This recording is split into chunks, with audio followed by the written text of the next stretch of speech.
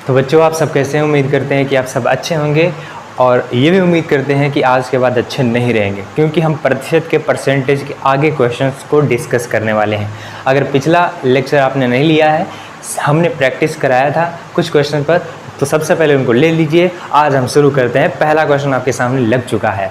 इसमें भी कम से कम 10 क्वेश्चन को डिस्कस करेंगे और हवा में उड़ाएंगे। पहले आप खुद सॉल्व कीजिएगा, अगर सॉल्व ना हो उसके बाद मेरा देख लीजिएगा, ठीक है। तो पहला क्वेश्चन है, यदि ए की आय बी की आय से 40% अधिक है तो बी ए से कितना प्रतिशत कम है, ये बताना है। देखो, एक ही चीज़ आपको याद रखनी है, स्टैंडर्ड परसेंटेज। इसमें से अगर देखा जाए ऑप्शन को, क्वेश्चन को ना पढ़ा जाए तो ऑप्शन को देख करके हम लोग बता सकते हैं 28 सही 4/7 एक स्टैंडर्ड परसेंटेज होता है, यानी कि चौथा ऑप्शन आपका सही हो जाएगा। और अगर आप करना चाहते हैं तो कर भी सकते हैं। ए है हमारे पास और एक हमारे पास बी है, तो हमसे ये बोला गया है कि ए बी की आय से 40% अधिक है। 40 मतलब होता है 2/5। 40 मतलब कितना होता है? 2/5। 40 मतलब 2/5, मतलब बी अगर 5 है तो ए जो है 2 ज़्यादा है, तो ए है कितना? 7। अब बोला है कि बी ए से कितना प्रतिशत कम है, तो बताओ बी ए से कितना प्रतिशत कम है? तो 2 कम है ना, कितने पर? 7 पर कम है, तो 1/7 होता है 14 सही 1/7, 14 सही 2/7 होता है, 14 सही 2/7 होता है। और 2/7 बताना है, यानी 2 से गुणा कर देंगे, 14 28 सही 4/7 क्या आ जाएगा?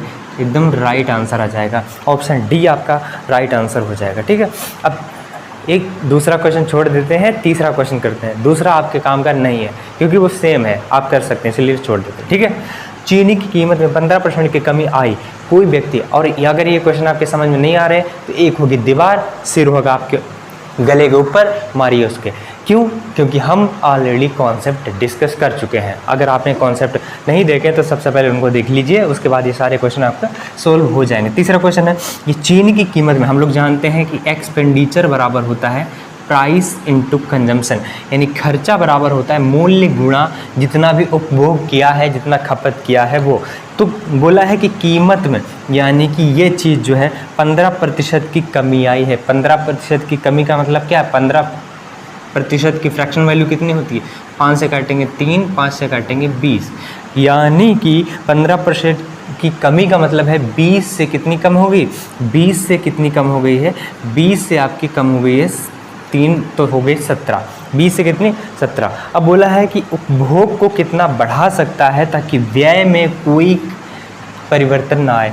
तो बताओ कितना बढ़ा सकते हैं हम? 17 में 3 बढ़ा सकते हैं ना, तो 3/17। और परसेंटेज में निकालने के लिए ना 2 जीरो चिपका देंगे, तो 300/17, यानी कि ऑप्शन डी क्या हो जाएगा? एकदम राइट आंसर हो जाएगा, ठीक। अब हम आगे क्वेश्चन करते हैं। आगे है आपका 6 वाला, आगे है आपका 6 वाला। आप 6 वाले क्वेश्चन को ज़रा गौर से पढ़िए और उसको करने की कोशिश कीजिए, ठीक है। हो गया, आपसे हो गया। अब हम करते हैं, यदि ए बी से 24% कम है, एक है हमारे पास ए, एक है हमारे पास बी।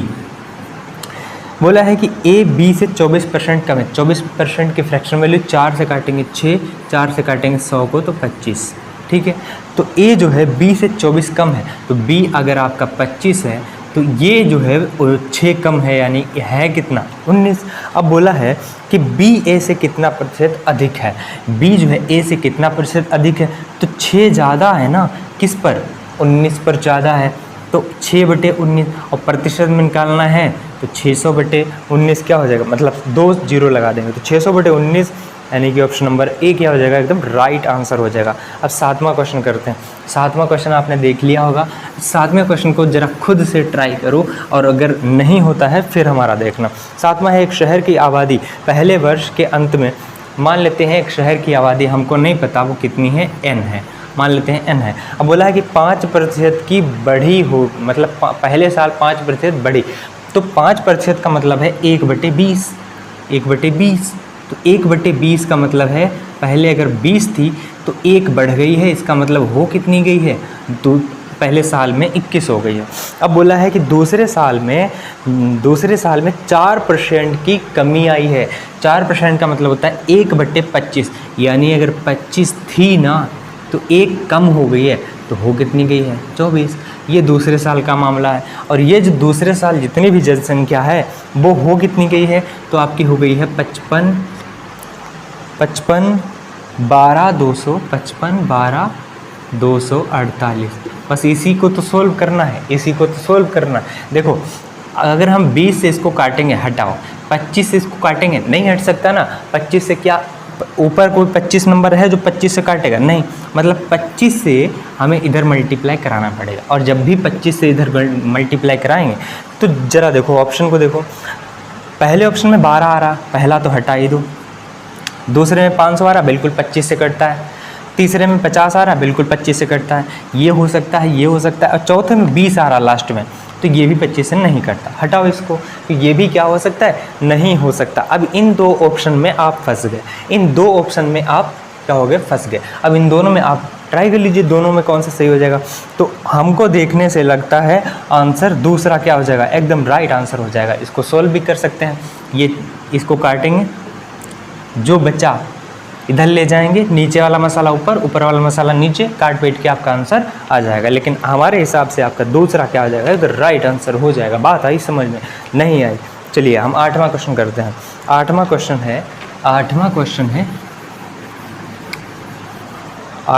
है एक संख्या जो 16% बढ़ने पर, बहुत अच्छा क्वेश्चन है, इसको आप खुद ट्राई कीजिएगा, उसके बाद हम मेरा देख लीजिएगा, ठीक है। एक संख्या जो 16% बढ़ने पर 1914 हो जाती है, संख्या है, मूल संख्या क्या है ये बताना है। 16% का मतलब होता है 4 से काटेंगे 4 चौक, 4 से काटेंगे 25, यानी अगर पहले संख्या 25 थी ना, तो 16% बढ़ने पर 16% बढ़ गई, मतलब 25 पर 4 बढ़ गई, तो हो कितनी गई? 29। तो 29 यूनिट की वैल्यू ही कितनी दे रखी है? 1914 दे रखी है, 1914 दे रखी है। मूल संख्या बताना है, यानी कि 25 यूनिट की वैल्यू आपको निकालना है। अगर 29 की वैल्यू ये है तो 25 की वैल्यू निकालना है। देखो अगर हम 25 से गुणा करेंगे तो हमारे पास ऑप्शन में क्या क्या हो सकता है? लास्ट में 20 हो सकता है क्या? नहीं हो सकता है, तो पहला ऑप्शन तो हो ही नहीं सकता। दूसरे में 50 है, हो सकता है। तीसरे में 80, ये तो 25 भाई कटता ही नहीं है। और चौथे में आपका 10, ये भी नहीं कटता 25 से। तो एक ही ऑप्शन पॉसिबल है इसका, 1650, और कर भी सकते हैं। देखो अगर हम 29 से इसको काटेंगे तो 29 से अगर हम इसको काटें, और साफ साफ दिख रहा है, देखो 9 4 13 और 1 1 2, तो 13 में से 2 घटाएंगे 11, मतलब ये 11 का मल्टीपल है। ये चीज़ 11 से कटती है, और यहाँ तो 11 है ही नहीं, मतलब इसमें 11 होना चाहिए, और इसमें 11 होना चाहिए, मतलब यहाँ 11 का मल्टीपल होना चाहिए। तो 11 का मल्टीपल चेक कर लेंगे, कौन सा है? ऑप्शन दूसरा सही है। 5 1 6 में से 6 घटाएंगे यानी कि 0, तो ऑप्शन नंबर दूसरा क्या है? 11 का मल्टीपल है। ऐसे भी आप देख सकते हैं। अब 23वां आप, अरे हटाओ यार, कहाँ इतना ज़्यादा दिमाग लगाते हो। चलो 23वां, यदि ए का 20% बी है, ए का 20% का मतलब है नीचे 100, और ये क्या है? बी है, तो 20 से काटेंगे 20 पंचे, यानी कि 5A। बी की जगह पर हम लोग क्या लिख सकते हैं? 5A लिख सकते हैं, 5A तो लिख सकते हैं। तो बी का 20% यानी कि 5A और 20%, 20, और हमको चाहिए किसमें? परसेंटेज में चाहिए ना, तो परसेंटेज में चाहिए। अगर हम परसेंटेज को ऐसे रख लेते हैं तो कोई फ़र्क पड़ेगा क्या? नहीं, ठीक है।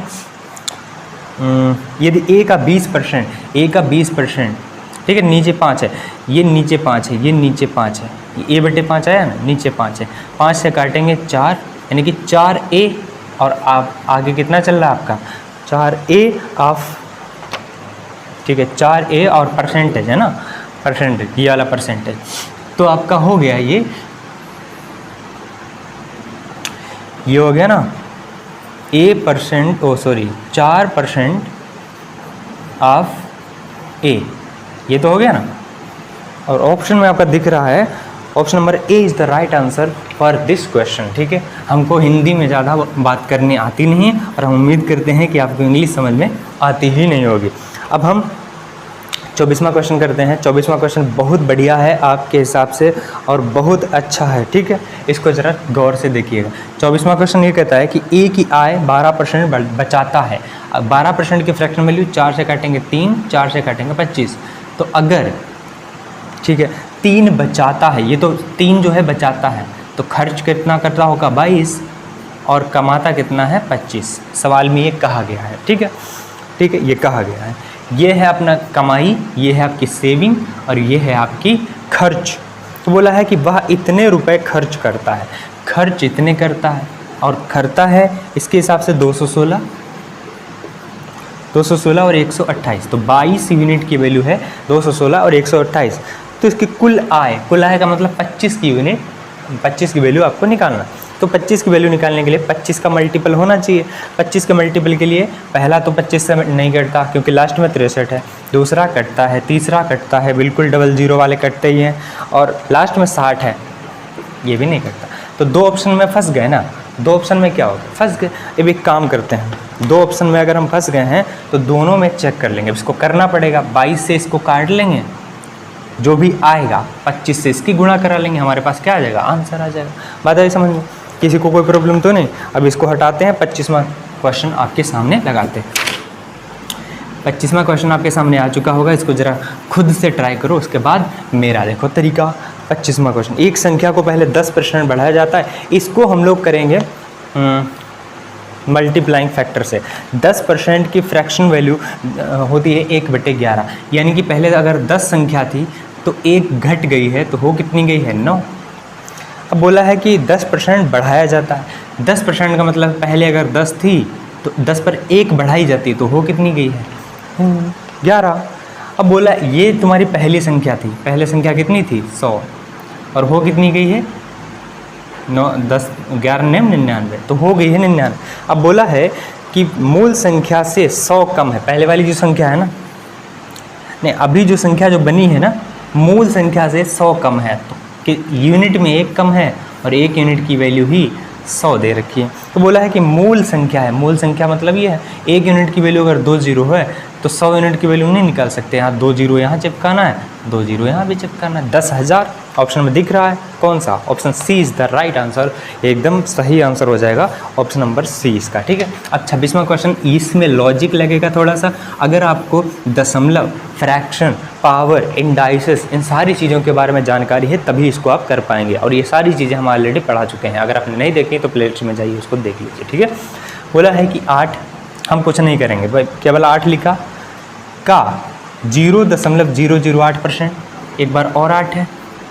एक काम करते हैं ना, 8 को हम लोग 2 की पावर 3 लिख सकते हैं, बिल्कुल लिख सकते हैं। ये क्या है, 2 की पावर 3 है। इस 8 को भी दशमलव को भूल जाओ, 0, दशमलव, प्रतिशत, ये सब भूल जाओ। 8 को गौर से देखो, यहाँ 2 की पावर 3, यहाँ भी 2 की पावर 3 और यहाँ भी 2 की पावर 3, और इसकी भी पावर कितनी है, 1/9 है, यही तो है। और इस ब्रैकेट के अंदर ही आप लोगों को एक काम और करना है, देखो क्या काम करना है। प्रतिशत कितनी बार है, 1, 2 बार प्रतिशत है। एक बार प्रतिशत होता तो नीचे 100 होता है, यानी 10 की पावर आपके पास कितनी रहेगी, 4, 10 की पावर 4 रहेगी ना, 2% है इसलिए। और दशमलव, देखो अगर हमारे पास 0.08 है, जैसे कोई नंबर है तो दशमलव को हटाएंगे, 1, 2, नीचे 2 जीरो आएंगे, तो बस यही कॉन्सेप्ट लगना है इसमें। अगर इसमें देखा जाए गौर से, दशमलव के आगे कितने डिजिट हैं, 3 यहाँ पे हैं, 3 यहाँ पे हैं, और आगे है 0.08, 2 यहाँ पे, तो 3, 2, 5 हैं, तो 5 है, 5 नीचे आएगा ना 10 की पावर 5, तो 5, 4, 9 एक साथ लिख सकते हैं, बिल्कुल लिख सकते हैं। तो 10 की पावर आपका क्या हो गया, 9 हो गया, 9, 10 की पावर कितना हो गया, 9 हो गया, 9। और यहाँ देखो 3, 3, 6, 3, 9, इसको भी एक काम करते हैं, सब 2 की पावर में ही है ना, अगर सब 2 की पावर में है तो इसको भी हम लोग क्या लिख लेंगे, 2 की पावर 9 लिख लेंगे। और 2 की पावर 9, 10 की पावर 9, हम लोग जानते हैं कि अगर दोनों की पावर 1/9 तो 9 से 9 पावर कैंसिल हो गए, 2/10, यानी कि 10 से भाग करेंगे 2 को तो कितना आ जाएगा, 0.2 आपका राइट आंसर हो जाएगा। ऑप्शन नंबर बी क्या हो जाएगा, राइट आंसर हो जाएगा। अब हम लास्ट क्वेश्चन बचा है, इसको कर लेते हैं फटाफट से। और इसको करने से पहले हम आपको रिकमेंड करेंगे कि हमारे टेलीग्राम चैनल को ज्वाइन कर लीजिए, क्योंकि वहाँ पर इसी की पूरी PDF आपको देने वाले हैं। अगर वहाँ आप ज्वाइन कर लेंगे तो PDF आपको मिलती चली जाएगी। जो हम यहाँ पढ़ाते हैं वो तो यहाँ वीडियो में देख सकते हैं, और जो लिखा हुआ क्वेश्चन अगर आपको चाहिए होगा तो PDF मिल जाएगी, ठीक है। चलिए अब हम 29वां लास्ट प्रॉब्लम करते हैं। यदि x माइनस वाई का 60%, x माइनस वाई का 60% बराबर 45% ऑफ x प्लस वाई, तो एक काम करते हैं ना, x प्लस वाई को ऐसे ही रखते हैं और x माइनस वाई को नीचे ले आते हैं। मतलब इधर वाली जो चीज़ थी हम कहाँ ले गए, नीचे, और इधर 45 है इसको कहाँ ले आएंगे, 60 के नीचे। तो 60% बट्टे कितना हो जाएगा, 45%। ये तो हो जाएगा ना, प्रतिशत से प्रतिशत कट जाएगा, 15 तियाँ 45, 15 चौक 60, तो 4 बटे हो गया तुम्हारा 3। तो ये तो है x प्लस वाई बटे x माइनस वाई का रेशियो निकाला है, रेशियो। एक काम करते हैं, x बटे वाई नहीं निकाल सकते, बिल्कुल निकाल सकते हैं, एक बार जोड़ना है एक बार घटाना। तो 4 3 हो गया 7, और 4 में से 3 घटाएंगे 1, तो x बटे वाई बराबर कितना हो गया, 7 बटे 1, 7 बटे 1 हो गया। अब हमको निकालना है k का 21% कितना होगा। तो पहले k तो निकालो, तो पहले k तो निकालो। अगर हम देखो इस चीज़ को ऐसे लिख सकते हैं क्या, k प्रतिशत ऑफ 21 लिख सकते हैं इसको। k का 21% बोलो या 21 का k प्रतिशत बोलो, एक ही बात है ना। तो k प्रतिशत को अगर हमें निकाल लिया जाए, इसको यहाँ पे पुट कर देंगे, हमारे पास आंसर आ जाएगा। तो हम सबसे पहले लिख लेते हैं 21 और गुणे में k प्रतिशत की जगह पर यहाँ पर कुछ नंबर लिखेंगे। तो k प्रतिशत अगर आपको निकालना है तो यहाँ पे देखो क्या है हमारे पास, y बराबर x का x%, y बराबर x का k परसेंट को ऐसे छोड़ देते हैं। y बराबर x है ना, y बराबर x है ना, x को नीचे ले आते हैं तो y बटे x हो जाएगा ना, y बटे x हो जाएगा ना। क्या हो जाएगा, k प्रतिशत की वैल्यू y बटे x हो जाएगा, लेकिन यहाँ तो x बटे y है, मतलब जस्ट उल्टा है। तो k प्रतिशत की वैल्यू जस्ट उल्टा हो जाएगी ना, 1/7 हो जाएगी। तो 1/7 लिख देंगे यहाँ पे, 7 से काट देंगे, 7 3 आंसर। तो 3 क्या आ जाएगा, एकदम राइट आंसर हो जाएगा। ऑप्शन नंबर 3 क्या हो जाएगा, सही आंसर हो जाएगा इस क्वेश्चन के लिए। तो उम्मीद करते हैं कि सारे क्वेश्चन आपके समझ में आए होंगे, और अगर समझ में आए हैं तो कुछ क्वेश्चन और बचे हैं, उनको भी डिस्कस करेंगे अगले वीडियो में। अगर प्रतिशत के बारे में आपको बिल्कुल भी नॉलेज नहीं है तो प्लेलिस्ट में सारे वीडियोस मिल जाएंगे, सबसे पहले उनको देख लेना, सारे कॉन्सेप्ट क्लियर हो जाएंगे। और जितने कॉन्सेप्ट क्लियर होंगे उन्हीं कॉन्सेप्ट पर ही सवाल पूछे जाते हैं हर बार, ठीक है। तो पहला लेक्चर लिया हमने, दूसरा लिया और एक आएगा और तीसरा, इसके बाद ये प्रतिशत के सारे क्वेश्चन हम जितने कॉन्सेप्ट पढ़ाए थे उस पर आधारित ख़त्म हो जाएंगे। प्रतिशत के बारे में बेसिक नॉलेज और उससे रिलेटेड जो पूछे गए कॉम्पिटिटिव एग्जाम में प्रीवियस ईयर के क्वेश्चन हैं वो सारे डिस्कस हो जाएंगे। इसके बाद हमको और कुछ पढ़ाना नहीं है, फिर नया चैप्टर हम स्टार्ट कर देंगे आपके लिए, ठीक है। तो तब तक के लिए अपना बच्चों ख्याल रखना, ठीक है। Love you, take care, bye.